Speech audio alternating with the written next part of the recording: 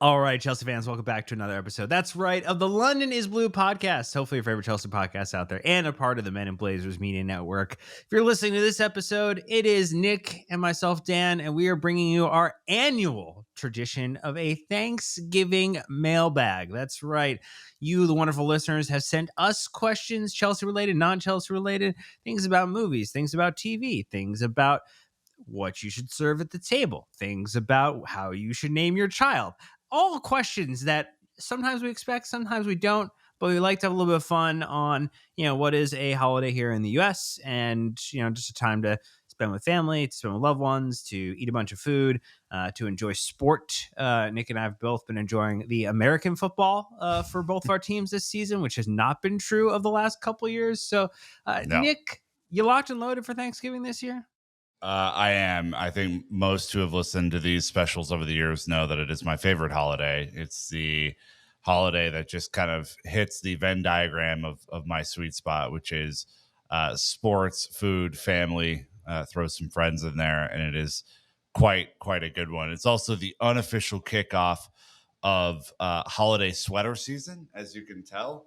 I got the new classic football shirts Chelsea sweater, and you get Drogba on the back of it. So, hey, You need to remind people, say, hey, if you're listening to the audio version of this, you should go check out YouTube. baby, come on. Okay, I'm just saying. I'm wearing an Iron Giant one, so that's kind of how we're repping over here. Well, we are a famous Iron Giant podcast, and that's what we largely do. Like we're big fans of critiquing Brad Bird's earlier works, and we won't get into that right now. But again, plenty of questions that we're going to get into here. Again, annual tradition, your questions. Top one that we had just was from our good friend Techie Tiger, one of our moderators in our Discord community, just asking, is Brandon going to make an appearance? And typically he would. However, we are in countdown phase for Busby number 2 to be joining the world. Did not get the benefit of being born on my birthday, so sorry, Brandon. Unbelievable. Yeah, really missed out. How selfish. How selfish of that child. But we're going to have a lot of fun without Brandon on this one. But obviously, we're thinking of him. We're thinking of Elizabeth. We're thinking about William and their family. Just, good thoughts and vibes heading their way as they look to welcome their second child in the world. Very excited for them. But we're just going to jump into it. Bunch of questions here. The first one from good friend Craig J. with favorite records and concerts for the year. But also, it's a double whammy, Nick, because he also asked about favorite beverages for the year as well. So why don't we talk about the first one, the first block, which is just records and concerts, and then we'll talk about beverages. Yeah. So first of all, happy Thanksgiving, everyone, as you're listening to this. We do these specials because, it's traveling during the holidays can be tough, and we'd like to throw a little entertainment into the mixer, and we just love answering some non-Chelsea questions every once in a while. So hopefully you are having a good one. I'm going with a record, not an album, because I'll be honest, music lately has not been the best for me personally in my tastes. So I have been very fortunate to find a artist that I think is doing some really fun, crossover stuff, and that's JJ Bull. You'll know him if you watch the Athletics videos. He is one of the Athletics video people breaking down tactics. He's also a DJ. He also makes football themed music, and so if you're at all interested, go to JJ Bull's Spotify. His song about Alexander Isak leaving for Liverpool, called "Why'd You Do Me Like That," is a certified fucking banger. It is so good. Really, really, really good. Not just a cheesy football thing, actually good. He does his own vocals. He describes himself, Dan, as live looping international football superstar music chaos, the best to ever do it. Do you remember Adriano from Pro Evo 6? Do you like LCD Sound System and Mark Rebele? It looks like you're in luck, baby. That is JJ Bull. Insert him into your ecosystem. He is wonderful. I went with the second album from Wet Leg Moisturizer. Really great album. UK-based indie band. I actually think Matt Law has talked about them on the podcast years ago now at this point, because they've been around for a minute. And it's just a good album. They're fun act. With concerts, I initially was going to say because I was like, wait a minute, what concerts have I been to this year? And like I I just know. completely blew my mind that I'd not been to a bunch. I was gonna say, oh, maybe it's gonna end up being the LCD Sound System show that I'm gonna go to in a couple weeks. But then I was like, oh wait, I saw Oasis at MetLife, and it was a pretty epic show, and that has to be the answer. So obviously, if you've seen the videos, if you've seen the photos of it, I think it was one of the best kind of like crowd shows, in recent memory that people could go to. And look, I've been to MetLife before. It is not the most fun to go get to MetLife. It's not the most fun to leave MetLife, but people singing a bunch of Oasis songs, like leaving the stadium, like all the way out to like Jersey Rail and then like into Penn Station. That was pretty cool. That was a great experience. Yeah, resolution for 26. Let's see some more concerts. Live music fucking rocks, and we need to do more of that because I was in the same boat. I was like, what did I see this year? I usually go to one or two good concerts a year. I don't think I had much this year actually. But you were with me when we were on Frenchman Street in New Orleans for Blues Day, and I'll tell you, of all the streets in America, if you could go to one street for live music, it's not Beale Street, it's not Broadway Street in Nashville. Take all those and throw them to the side. Go to Frenchman Street in New Orleans. Walk into any bar. You could honestly just get spun in a circle and point, and that bar will have some of the best musicians that you've ever heard in your entire life. And we were, this is after Blues Day, so we were a little intoxicated. I had a good meal as well. But I just sat there mesmerized for like 2 hours and was loving life. So not a concert per se, but that is my answer for where to go see some music. You've adapted it for what was my favorite live musical Performance. presentation this season. So that works. Beverages. I kind of threw one back on here, Nick, because I've mentioned it before, and you and I have had this before together when we went to a place in Brooklyn here, a Little Rascal. Phenomenal cocktail bar, and they have a drink called the Cosmic Debris, but it has baby blue bourbon, lemon, egg white, fruity pebbles, and a pistachio cream, and that thing is so good. And I took somebody else to go get it this year after not you and I went that one time a year ago, and I was like, oh man, that's a really good drink. Had it again this year. It's still a fucking awesome drink, and that was the one. It's my favorite drink I've had this year.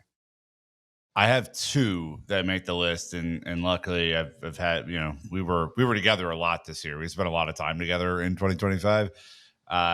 The Paper Plane, I forget the bar's name, across from our hotel in Edinburgh when we went up there for a long weekend.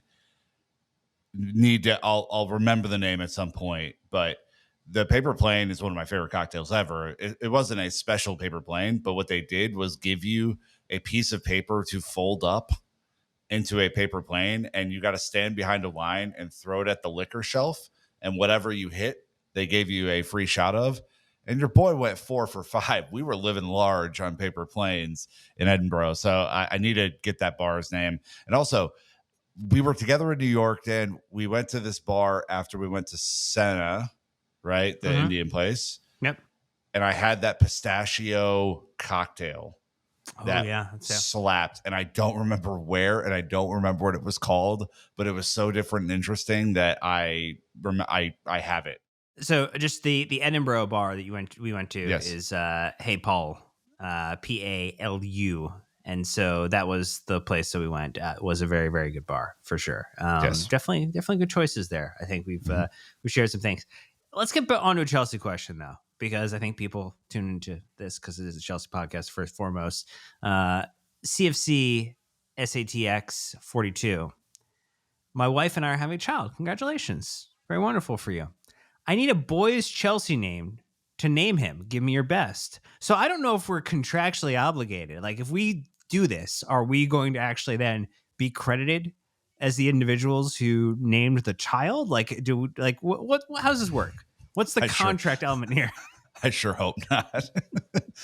I don't know. If it's a big responsibility, Nick. I don't know if the wife's going to be signing off on the podcast aspect of this whole story, but look. Hey! We need the wife on the audio version here. You need to listen to the next 30 seconds here. your husband decided or your partner decided to throw the naming of their child to a podcast. And while they might make a lot of really great life decisions, I don't know if this is their best one. So, just apologies if they suggest this and you don't like it, because they're going to come back and blame us. And that just feels wrong. We do this I for feel free. like we're being good stewards of this, by the way. We could have went way out of bounds, but I feel like we've actually picked some good names here. Yeah. Well, I mean, again, because we try to go across a broad spectrum here. Like, I think Eden is a great one. Eden Hazard, phenomenal player. Diego Costa. I think that's a really, really good one, too. You have a couple that are also, again, very generic because, it could be a stealth Chelsea affiliation. You don't have to make it like a billboard banner. Exactly. So I got a few here, right? I'm gonna give you some options for who you think this kid's gonna become. I think that's Black the hardest Friday. part. You're on this podcast. You're just giving away 15 names for free. Yeah, look, buy one get one, baby. Here we go. Because you don't know who the kid's gonna be. I think the hardest part of picking a name for someone would be like, who is this person gonna be? Are they a Frank, for example? Right? Like good, hardworking, kind of middle class name, working class name, Lampard, obviously. Are you someone with some flair for the dramatic? Are you a Big Steve, for example? Now, caveat, Big Steve both works for someone who is actually big in real life and also someone who's small because it's like a cheeky name. So you could kind of go either way there. That's kind of fun. Is someone like a little on the edge, right? Are they a chopper? Do they have, is the Chopper Harris something that you would want to roll with? Or the most flexible Chelsea name for all-time greats, Peter, right? Peter Benetti, goalkeeper. Peter Osgood, all-time striker. You have lots of options here, right? And I think what I would like to convince you is Big Steve really, really is cooking right now. So just think about the possibilities. That's all. All right. We're going to take our first ad break, get it out of the way. When we come back, Big Steve. Big Steve. We're going to get Nick's opinions on the F1 season. We're going to talk about Cole Palmer's injury and then also look at just who we would draft into this team from a all-time Chelsea era team. So stay tuned. I'll be right back. All right. Techie came back with another question here, Nick, and it was just opinion on the Formula One season because it's coming up to a close. Had a pretty interesting weekend in Vegas in terms of not being ready to finish the race appropriately at the end of it per regulations, to take what was being gift wrapped to you, Lando Norris, and saying, you know what, hold that. I don't know if I want that yet. I don't know if I actually want that yet. Yeah, I mean, so this is like an interesting one, right? Because I actually feel like this year started off looking like it was going to be as boring of a season as it could possibly be. McLaren dominant, Red Bull falling apart, Christian Horner gone. Like you had some major storylines from this year, but it wasn't all that exciting until now. And that is Lando's, kind of ascension at the end, which is a fascinating story of a guy who never quite got it together and is on the precipice of doing something incredible. About Oscar completely and utterly falling apart, even though he was supposed to be Verstappen 2.0, emotionless robot guy. And then how Max is basically duct taping the Red Bull and making it run every week in a way that is fascinating. Like all of this is really great. Thing that I'm really worried about the most, if Lando does not win this title, I don't know what happens to him. I don't know if he comes back from this. I think he is, if he wins it, it could springboard him into a different world and a different life moment. If he loses it, I worry about him big time. And I just whatever happens, I think that's something to consider. I think the overall storyline of the year is that none of these teams really gave a shit about this season. They all are focused on 2026 and the new regulations. And so you didn't seem like the upgrades were like kind of fine week to week.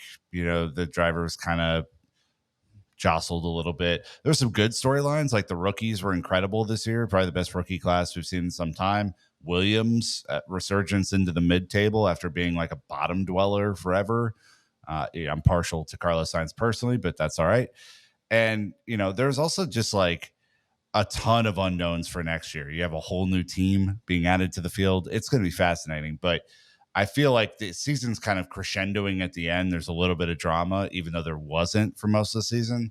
And I don't know what's going to happen, but I really, yeah, I'm. If Max doesn't win it, he's going to be just fine. If the other two don't win it, I don't know. Well, that is a nice review. We had a Yeah. question from Boston Big Mike with just what are the odds that Cole Palmer's newest injury is from an intense round of this little piggy?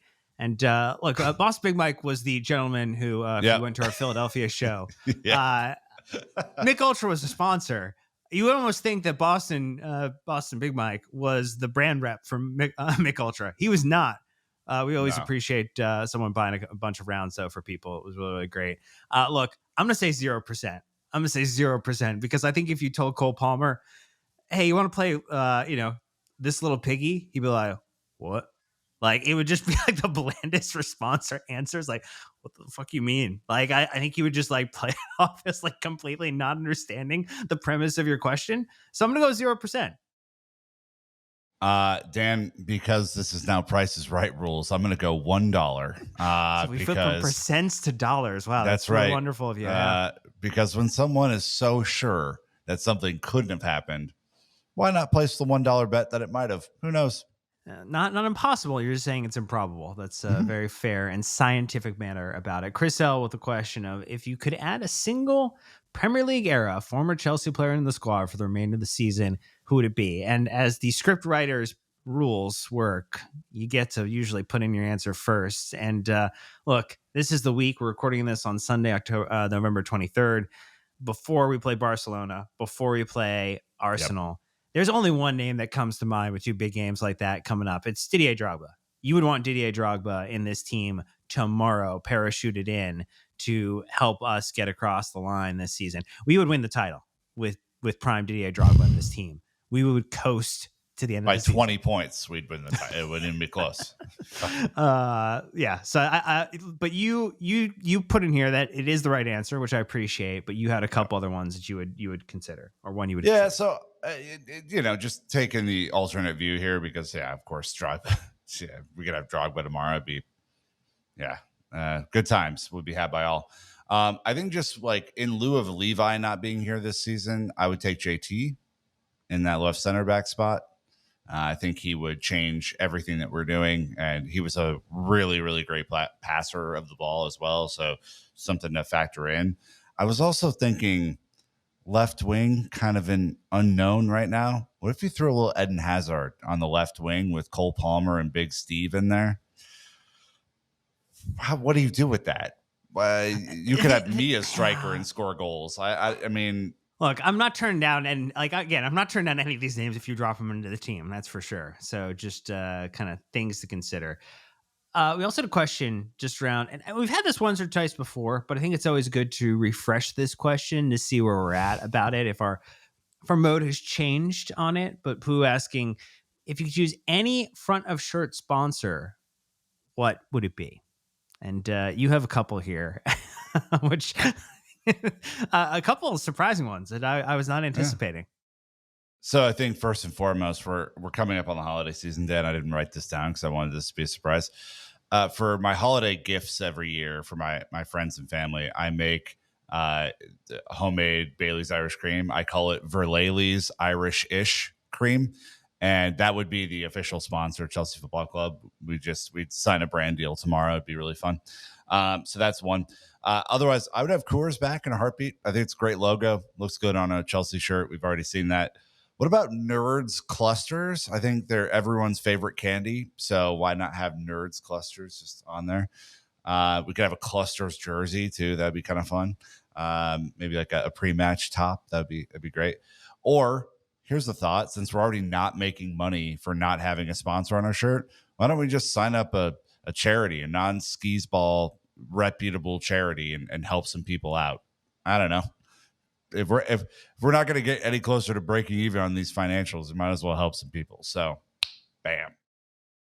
Yeah, I'm still convinced that I think Nintendo would make a phenomenal Furnican sponsor. It's worked well for other people before. The other one I would go with would be A24. I think like a film nerd one would be super great. So, and I would love if it could be like the Spotify version of the Barcelona deal, but the Premier League is a bunch of fuddy duddies. So you couldn't necessarily get away with in the Premier League, but you could do it in the Champions League most likely, and you could flip the shirt sponsor to like the upcoming movie. That would be super cool. I would love something that had like an integrated option to like change out the logo during periods of time. I think that would be awesome. Atletico Madrid did that back in the day, right? With like they had like Well, Spider-Man yeah, and and the most recent one is the Spotify Barcelona one. That's like yeah, the like current example of that. I think it's Um, interesting. yeah, I would like something like that. I'm actually super keen to hear other people's, because like we've seen mock-ups, and obviously, there was the rumor about the Oracle stuff, which you and Matt Law talked about. I mean, we've seen people talk about Red Bull being a sponsor for this team. We've seen the some of the Middle Eastern airline kind of situations. So like we're still like, again, November 23rd, we don't have the front of kit sponsor. If you order one from the mega store today, you're getting a kit without a front of kit sponsor. We just have a sleeve sponsor. That's it. So there we go. Aren't we like a year away from the NFL sponsoring particular Premier League teams? Don't you think? And that would be pretty cool. Mm. You'd have to think, right? I mean, they're trying to make London home. Yeah, you just maybe want to have a bigger stadium to be the team that they work with. You'd want to actually host it. Yeah, that's fair enough. Yeah, that's it. Kaylin had a question that I guess is part theory, part internet meme, because it's been asked before by other places. So I feel like we was the most off the wall question of anyone. Okay, I just was incredible. We gotta preface it, because some people also might not know. Like I think most people do, but I think so. The Kool-Aid Man. Just prefacing here, Kool-Aid is a powdered beverage drink that you take a little bit of powder, you pour in some water. It's a flavored beverage. It has a mascot that's a massive jug with the beverage inside of it. Yeah. Yes. Which part is sentient? Is the pitcher sentient, making the Kool-Aid his blood, or is the Kool-Aid sentient and the pitcher is his shell, like a hermit crab? If the Kool-Aid spills out of the pitcher, is the Kool-Aid Man bleeding out or shedding? Nick, it's not gonna surprise you. I went and did some internet deep dive on this, because I had to like actually look for an answer. Tremendous. There's a 2013 commercial that exists for Kool-Aid where he actually talks about how the pouches, the flavors, are like pants that he puts on, and it's just plain water inside of him.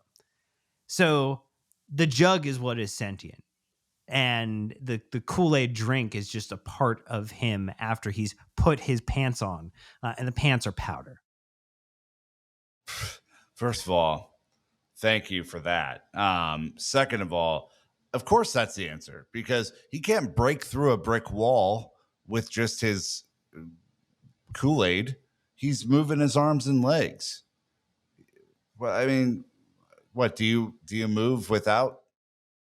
Here's the real question. What's his expected breakthrough in per 90 for walls? Are we talking about it's a minimum of one per wall that he hits through every 90 minutes, or like we going higher? That shot percentage is up there, Dan. The breakthrough percentage. I mean, there's no wall that stopped the Kool-Aid Man. Please.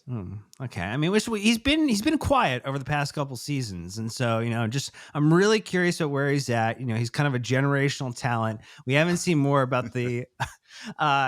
It's if you've seen The Studio on Apple TV, there was the joke about how they were going to make the Kool-Aid Man like movie franchise, like the Barbie movie.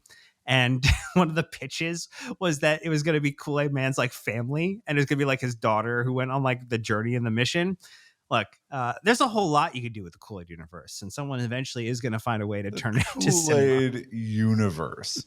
Incredible. Look, there's 22 flavors, apparently more. Early transfers. Do you want to bring a striker?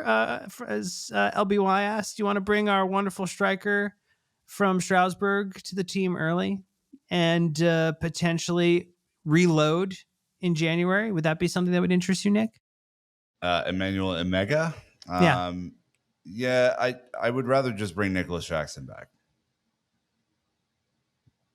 It's there's been a lot of conversation on this week, actually, around the Nico thing, that It's not really worked out well for Bayern. There's probably not going to be a buy at the end of this. He hasn't really done much for them. It's certainly not working out well for Chelsea, not having striker depth as we've experienced the start of the season. And if you're not going to get that fee, recall him, integrate him. I don't think it's going to happen, but surely it's an easier solution than moving someone who you bought to start next year or next summer into the squad early. Just a thought. Very well could be. If we think about this question, so we had CFC Tahoe Blue asking about, there's a USL club, which is one of the non-MLS leagues within the US for soccer, launching in Reno, Nevada, just down the road from my Tahoe abode. If you were in the leadership roundtable, what items would you bring up to build a solid foundation for the club? I'm thinking of a non-red kit. Great answer, which is elementary, but I've had a hard line in my eyes, or a hard gobble gobble. I had a couple ideas, Nick, which I think are not going to be like crazy revolutionary. First of all, gobble gobble to you, sir. I think we all need to professional gobble. Please, Dan, go with your ideas. You want fans in the seats. If it's your inaugural season and in future seasons, you want to build a community of people who want to come to games, who can afford access to games when things are super expensive. And you should find a way to monetize everything other than the individual fan ticket experience. And so I think it's a cap on ticket prices. I think it's very low cost season tickets to motivate people to attend the games. I think people, if you look at the Atlanta model with concessions, I think inexpensive food and drink prices is a phenomenal thing that is very pro individual. And you open early and you stay, you open early and you close late. So people want to hang out there, have a good time. You build a community around it. People aren't thinking about like, oh, I need to go someplace else beforehand. Then I need to go someplace else later. You make it where people want to be there. And then like, you don't do things like, unfortunately, it's not like an American thing because nobody owns the parking lots. The parking lots are like sub-owned by somebody else, and then they charge like ridiculous fees to like manage parking lot experiences like for these stadiums. But don't charge for parking or offer free public transit to get people to the game so they have a less hard time getting there and experiencing it. Anything you can do to make it a super easy decision to say, you know what, it's cheap enough for me to go a bunch. I can spend money when I'm there because my ticket price wasn't super crazy. I want to spend time there because it's like a great experience, and it caters to a bunch of different groups, age groups and demographics. And it doesn't cost me an extra arm and a leg to get there or my time to get there. I think those are things that are just immediate lock-ins to create a really, really good platform for at least in the first season, giving you something to build on. Yeah, this is a great question. And like, obviously, I think we both are paying attention to what's going on in the U.S. with football and where it's going. And obviously the MLS transitioning to a more traditional calendar is an interesting move recently. There is nothing more important for a newly formed club to do than build community. Nothing. There is no amount of ticket sales that is going to make a difference for what you're paying for launching this club. You're not going to be able to bleed people dry initially from a dollar standpoint. You have to earn their trust. You got to build community. You got to do this in consensus with the community and make sure that everyone is hyped as a motherfucker for this thing. Like, I think the best clubs in the world, and I wish, honestly, Chelsea did a little bit more here, candidly, is listen to the supporters groups on what they need to be successful, right? So is it subsidized parking costs, like Dan was saying? Is it, travel to away games to, to support the team, right? That, we've seen some teams in the Premier League do. Is it, installing a permanent big drum so that we can make noise along the way? Is it, like when, I think back to like the early days of like Sporting Kansas City, my local MLS club. The ownership and the Cauldron, which is our supporters group, were lockstep every game. The cauldron was full, making a ruckus. The ownership would sometimes just buy whole sections beers to encourage enthusiasm, if you will. But they had places to do their tifos. They had all sorts. It was just it felt very organic, and it felt very wholesome in a way. And I miss that, because now everything is like, how much can I take from you, the supporter, from a dollar standpoint?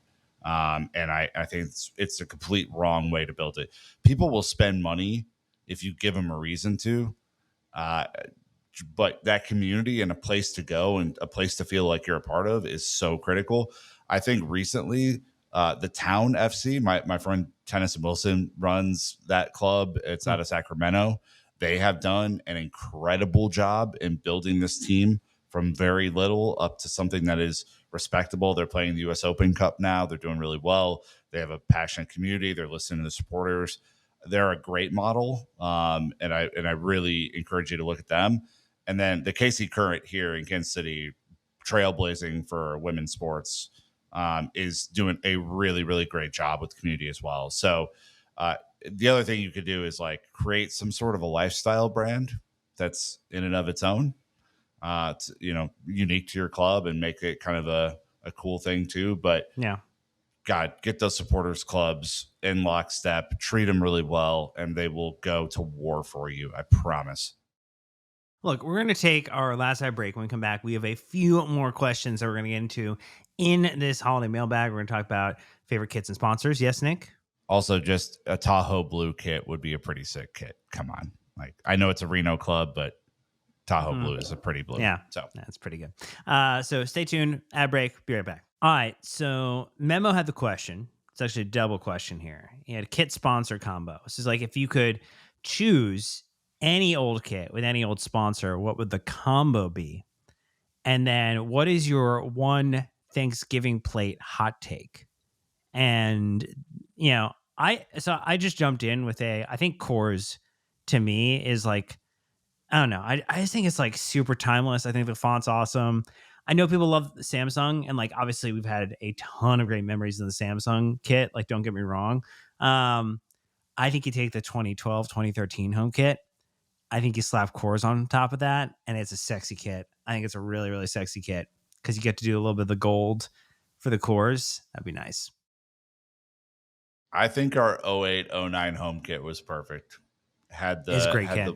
Had the white collar, had the Samsung, beautiful blue, yellow trim. It was a perfect kit. And God, I miss Samsung. I miss having a sponsor at all, but I really miss Samsung in particular. I just thought we just looked cool. It was a cool brand at a cool time. And yeah, RIP to that partnership, but I do want that back. That'd be fun. Thanksgiving hot plate take. Do you have one? Yeah. Okay. So I have a lot of thoughts on Thanksgiving. If you may provide Dan me the soapbox to talk through what I think Thanksgiving can do for you. Provide you the bread box, because I feel like that's more appropriate for this. There you go. That's nice. Yeah, really good.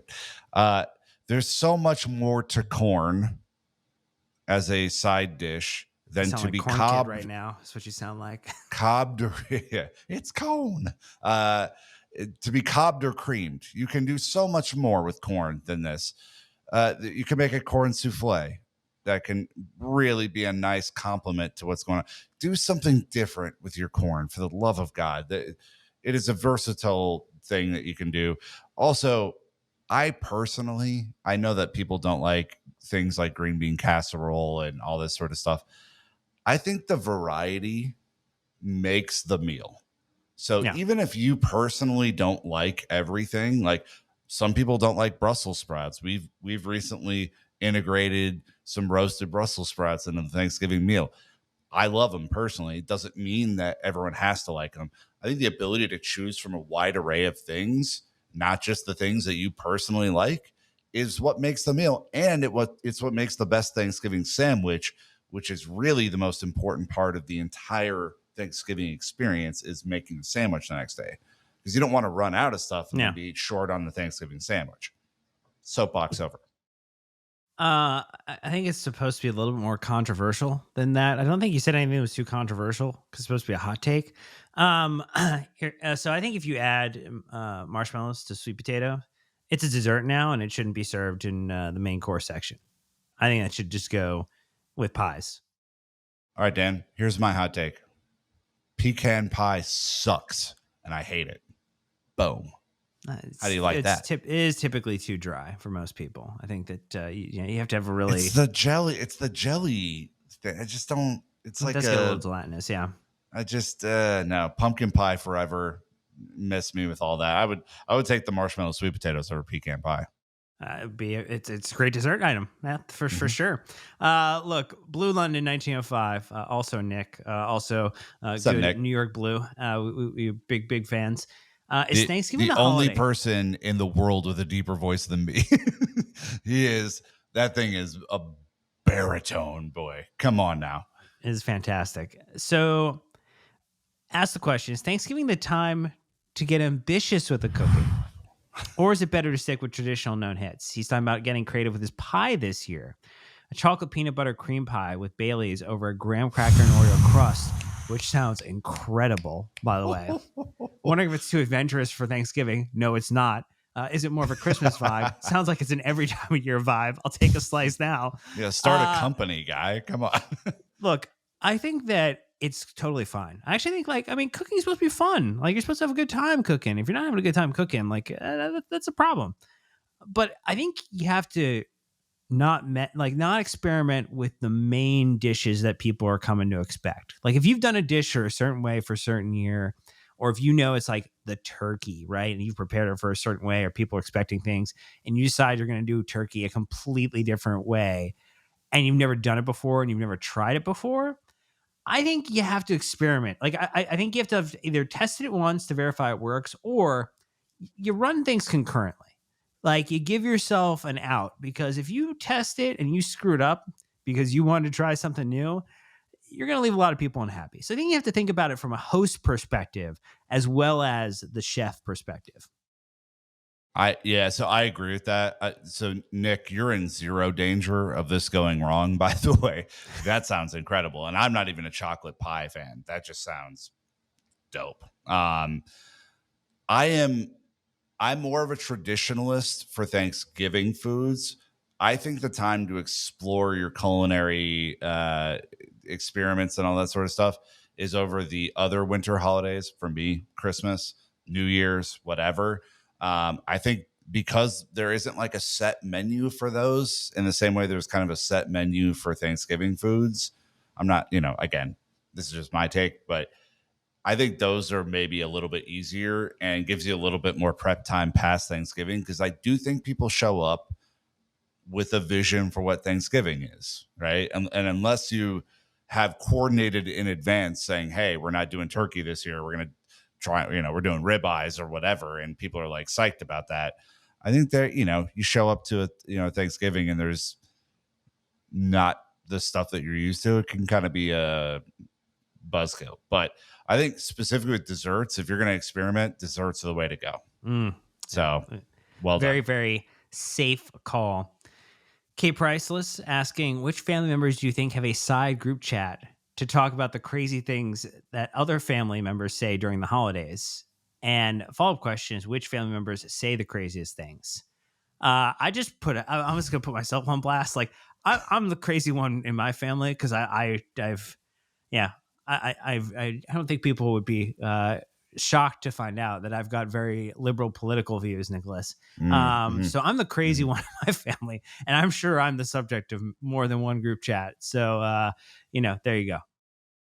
That crazy Dan doing all sorts of crazy things again. I don't have a ton of family drama, luckily, like knock on wood. My sister and I have a pretty lively group chat about the state of the world as well. But outside of like a little thing here or there, like the family gets along. And like what I love about the holidays in general, especially when we're able to like get together, because my sister lives in Chicago, I live in Kansas City, my parents live in Omaha. So like when we're able to get together, we just kind of, I think, largely enjoy each other's company and like just hang out. And I think as my sister and I became like real adults in our 20s, like we have a different relationship with our parents, I think, than we used to, and so it's just a whole different thing. So I'm sure there are extended family who are doing this sort of side group chat thing, but it could not bother me less. Hi, how about this one? Kyle CFC 24. Canned cranberry or homemade cranberry sauce for Thanksgiving? Deep question, surface level question. Deep question, surface level. I want to see those ridges, baby. Give me those. I want to see those can marks on the cranberry sauce. Honestly, I love them both. I think cranberry sauce is one of the very best things that you could put in any kind of holiday meal. But I think the people who are like purists and I have to make the cranberry sauce from scratch, you don't. You really don't. It's all going to the same place, and it's going to taste kind of tart and sweet at the same time, regardless. So whatever you want, but I'm not too much of a purist to avoid the can. So I'm fine with either way too. Like I really have no complaints either way, depending on how you serve it. Because it's usually just like adding a little extra flavor to something else on the plate that maybe is a little dry. I think the thing is, I view it as a very low on the like power rankings of like things that need to be made fresh or need to be like cooked from start to finish. Yes. It falls very low on the list. So that to me is like a extra credit type of assignment in the meal prep for Thanksgiving. Yeah, if you're focusing on making homemade cranberry sauce and your stuffing is dry, you've made a huge error in your prioritization. Yeah, you fielded 10 men on the day, and it's really disappointing for you when Arsenal rocks up and just bypasses your whole back line and puts 5 past you. So don't do that. Play with the actual starting 11, and you can That'd sub be in some cran. Spursy, Dan. That'd be a Spursy move. Oh, all right, there you go. That's fun. Leojic with a question: if you couldn't be a Chelsea supporter, which club would you support instead? I think, Nick, are you in alignment that if we were told tomorrow you couldn't support Chelsea or Chelsea disappeared, but you had the history and the memory of it, you couldn't support another Premier League team? Like that would just be gone, right? No, God, no. Okay, 100%. No. I think I would then go. I actually have always enjoyed watching Fiorentina play. I would probably go root for them. That would be the team I would pick. Yeah, so Sporting KC is my local, so I'd probably just support them more, even though, God, they're terrible. And then if I had to choose another English team, I did my study abroad in college at Oxford University, and so I would just go for Oxford United. I think they're League One right now, if I'm not mistaken. So I'd go for a lower league English team and really enjoy a pure football experience and really kind of make that what I did. Oh, they're in the championship. They're 21st in the championship right now, Oxford United. So, boom. Look, people are probably happy that we did not say Wrexham as a default answer, being American football fans. Last one, just from Millhouse to kind of round out here, with just always ask the question. I think pretty much every mailbag the past couple of years, but can we get a life update? How are you all doing? Nick, you're doing pretty well, aren't you? Yeah, I mean, loaded question. Yeah, like therapy session. Here we go. Look, I think this was a really interesting year. Like as this time of year, I kind of like look back on the year and kind of think about a lot of stuff that happened and what I did accomplish, what I didn't accomplish. Odd year from a vibes perspective, from obviously the way that we think about the world. Dan, like very interesting and mostly terrible on that front. We did some really cool shit this year as a show. We, went around for the Club World Cup, got sponsored by Michelob Ultra. We went to London. We're going to be going back to London twice in 1 year, which is really great. The pod's kind of moving from strength to strength, and that's been really good. Done some personal travel. You've done some personal travel. Like it's been an odd balance. It's like the pendulum swings 1 week to the next. I think, my hope is that 2026 is a different and mostly better year, but I think I'm taking the good with the bad this year. What about you? It was a fun year. You know, I mean, I think obviously, second year in New York City for us. That was a lot of Mhm. fun. Getting to watch, my wife run and finish New York City Marathon. Super awesome. Like, great, kind of cool Big thing up this year. Terry. It was really, really cool. No, I mean, like, I don't know. Again, I think there was a lot of things to not be happy about, but we're here. We're doing a podcast. People continue listening to that podcast. We're in just over a month's time. We're going to be back in London again with 20 plus people, having a good time, enjoying some beverages and watching Chelsea play and win. Getting to go to the Club World Cup final with you was fantastic. Getting to see actually the highlight this year, getting to go to Loch Ness, like, was awesome. And Yeah, that was Scotland, like super, incredible. super cool. Yeah, so there's enough good things this year that, like, even though there were some like weird moments, whether it was like work or whether it was just the world, obviously there's just been, unfortunately, a lot of continued war, a lot of continued hurt, a lot of continued pain for people, and I think it makes you count how much your blessings are at the end of the day when you know the primary concern you don't have, you don't have is like, oh, what is my food situation tomorrow? Like, am I in a war zone tomorrow? Like, those aren't top concerns for you. And so, not to be super heavy at the end of this episode, but I think if you're able to listen to a podcast, you might be in a better way, shape, or form than most people, and you should enjoy what you can, and tell people who you care about that you love them, and spend time with them, and enjoy as much as you can when you can, as long as you can.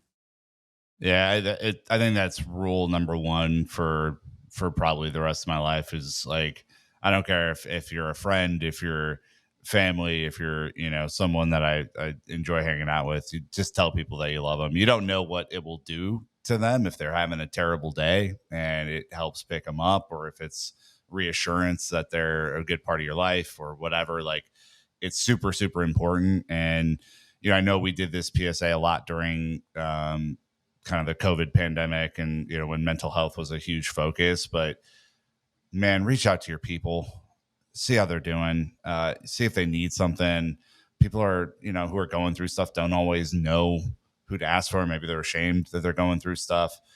The outreach can just mean the difference sometimes between a really good outcome and a really bad outcome. And again, I don't want to get too preachy at the end of this, but we've seen a lot of people not be able to have those resources and it go a pretty bad way. And so, this time of year, it's especially important. There are a lot of people in some non-traditional situations that maybe they don't have the warm fuzzies around the holidays. So Sure. just reach out to those people and make them feel good and see how they're doing. Listen, it's super, super important.